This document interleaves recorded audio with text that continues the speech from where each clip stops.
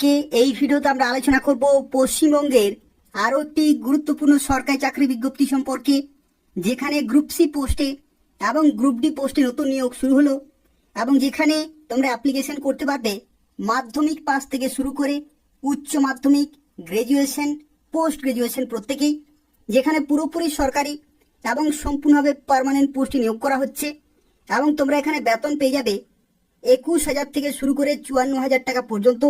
তো সেক্ষেত্রে খুব ভালো সুযোগ রয়েছে।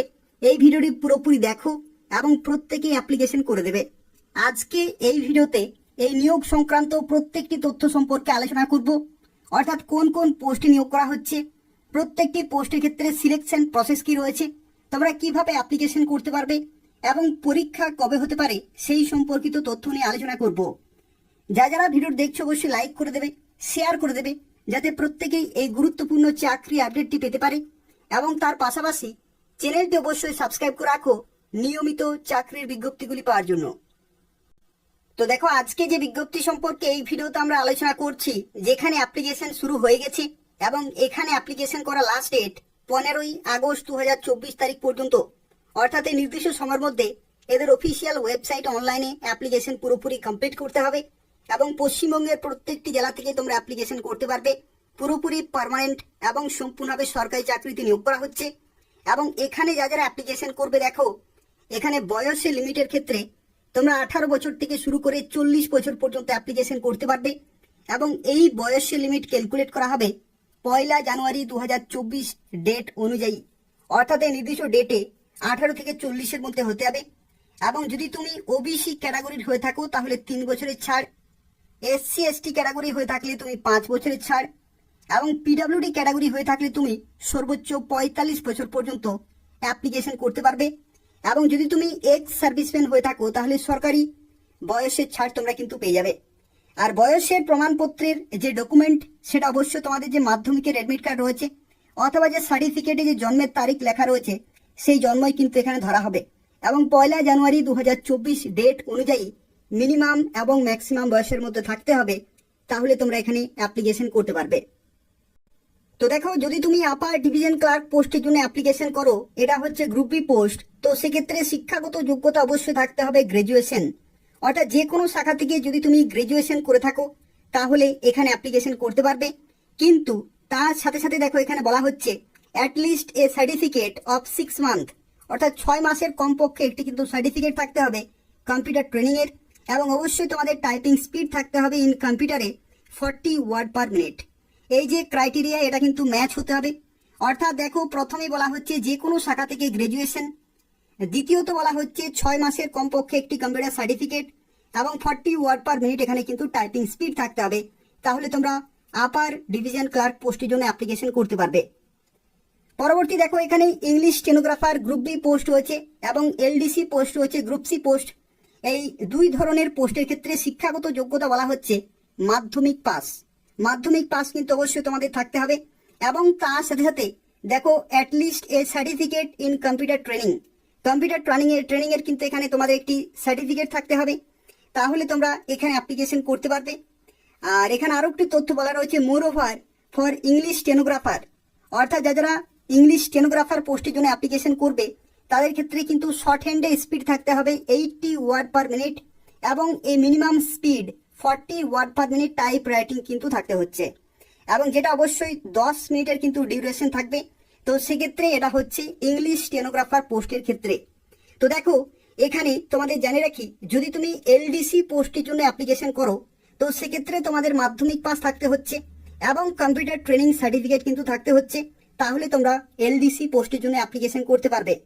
আর যদি তুমি স্টেনোগ্রাফার পোস্টের জন্য অ্যাপ্লিকেশন করো তো সেক্ষেত্রে অবশ্যই তোমাদের মাধ্যমিক পাস থাকতে হচ্ছে এবং তার সাথে এখানে কম্পিউটার যে সার্টিফিকেট সেটা অবশ্যই থাকতে হবে। আর তার সাথে দেখো এখানে শর্ট হ্যান্ডে স্পিড কিন্তু থাকতে হবে, টাইপ রাইটিং স্পিড থাকতে হবে এবং 10 মিনিট কিন্তু স্পিড মেনটেন করতে হবে, তাহলে তোমরা ইংলিশ স্টেনোগ্রাফার পোস্টের জন্য অ্যাপ্লিকেশন করতে পারবে।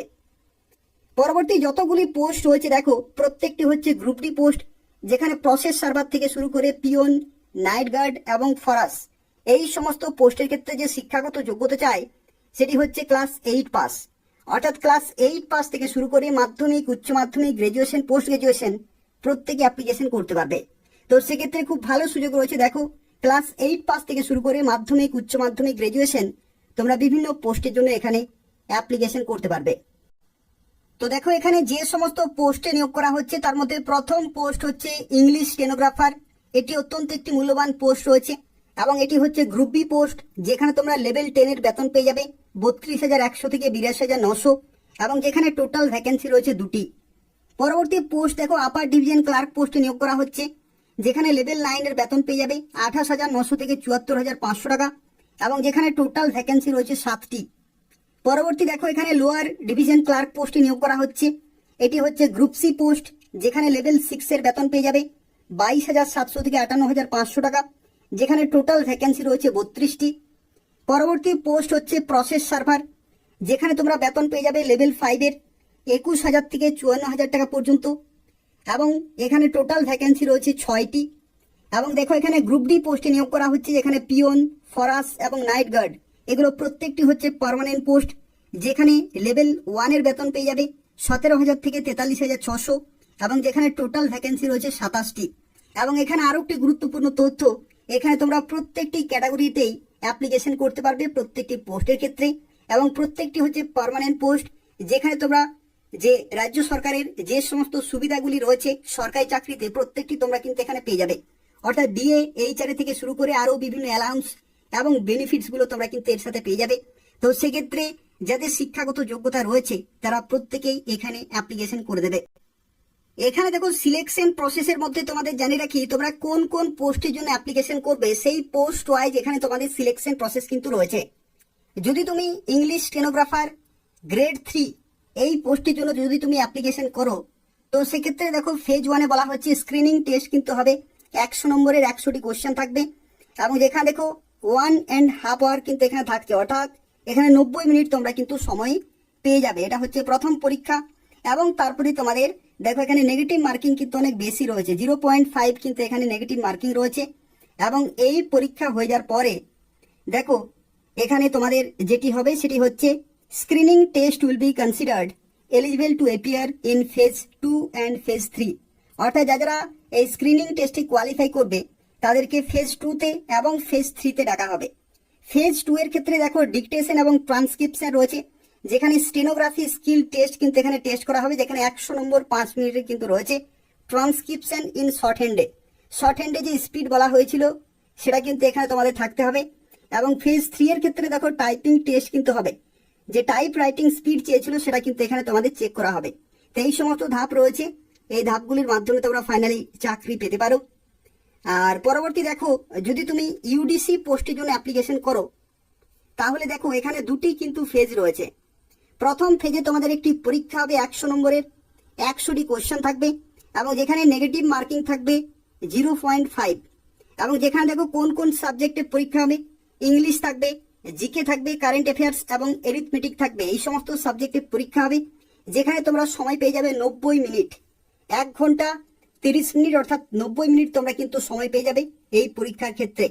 এবং এই পরীক্ষাতে যারা কোয়ালিফাই করবে তাদেরকে ডাকা হবে ফেজ 2-তে এবং ফেজ 2 হচ্ছে the main examination of 1.5 hour duration.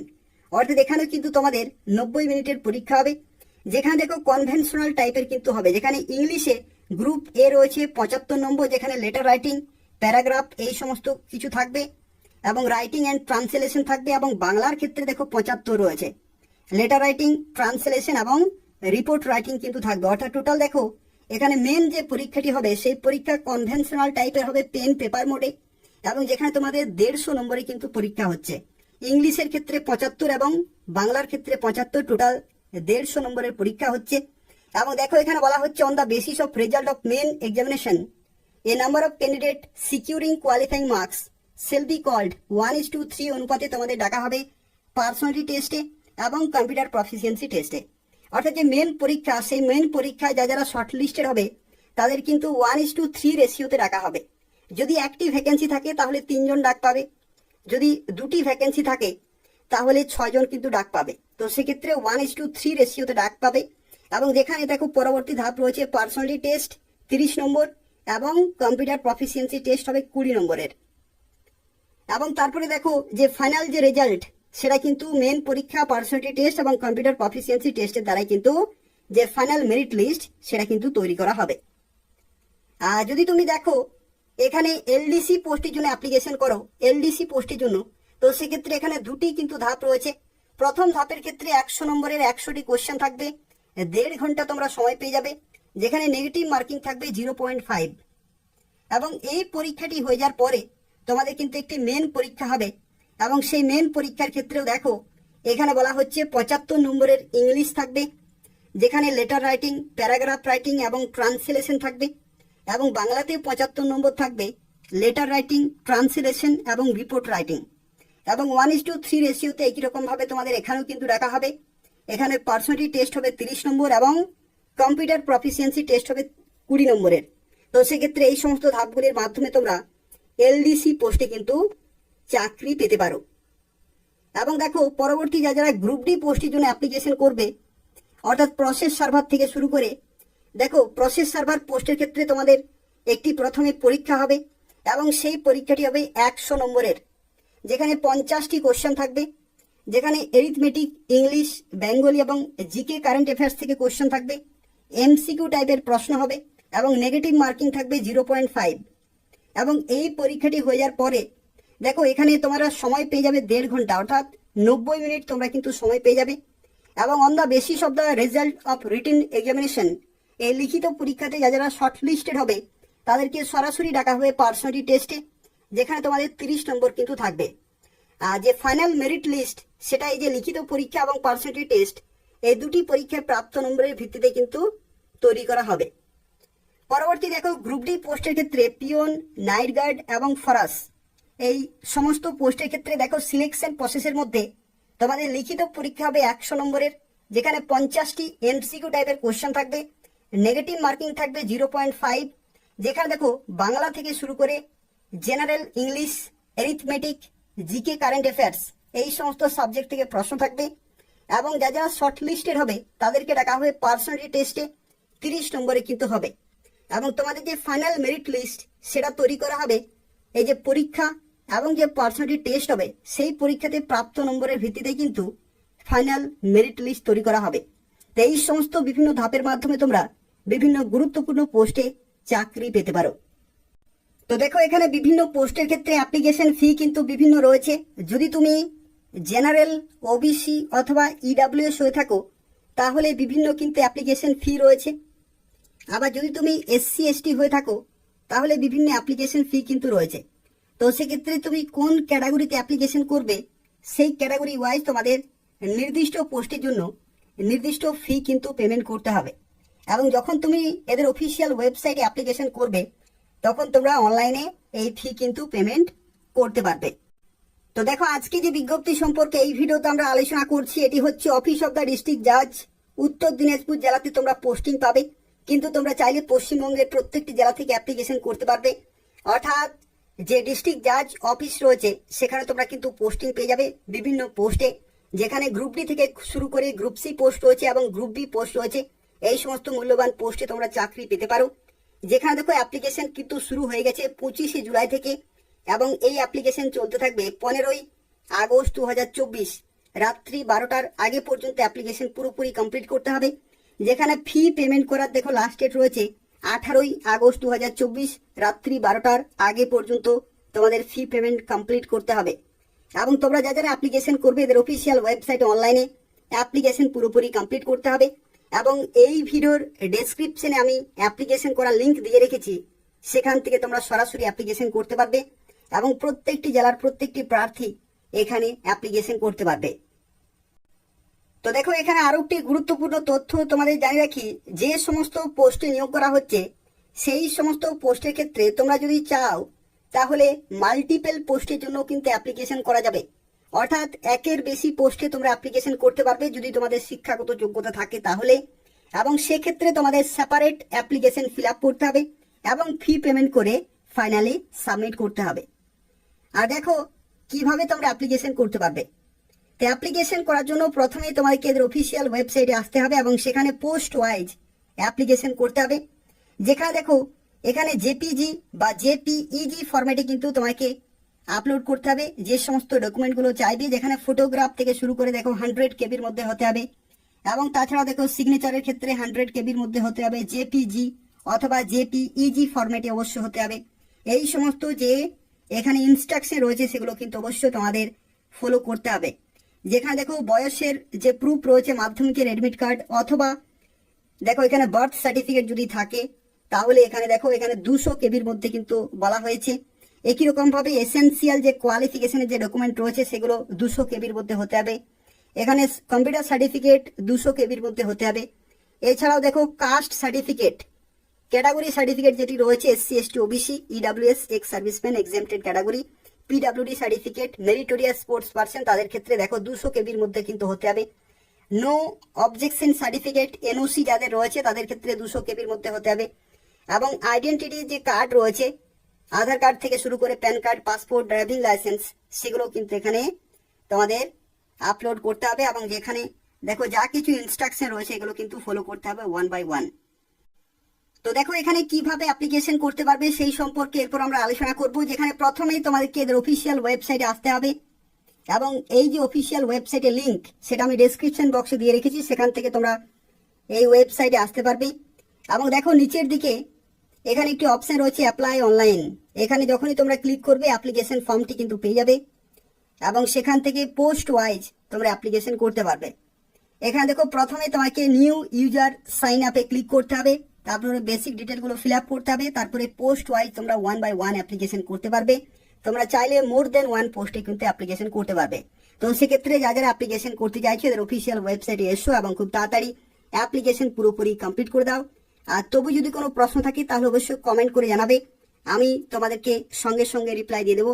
এবং তাছাড়া বলে রাখি, যারা যারা ভিডিওটি দেখলে অবশ্যই লাইক করে দেবে, শেয়ার করে দেবে, এবং তার পাশাপাশি এই ধরনের নিয়মিত চাকরি বিজ্ঞপ্তিগুলি পাওয়ার জন্য অবশ্যই চ্যানেলটি সাবস্ক্রাইব করে রাখো। এই চ্যানেল থেকে তোমরা পশ্চিমবঙ্গের প্রত্যেকটি জেলার, রাজ্য সরকারের এবং কেন্দ্রীয় সরকারের গুরুত্বপূর্ণ চাকরি বিজ্ঞপ্তিগুলি সময় মতো পেয়ে যাবে। ধন্যবাদ।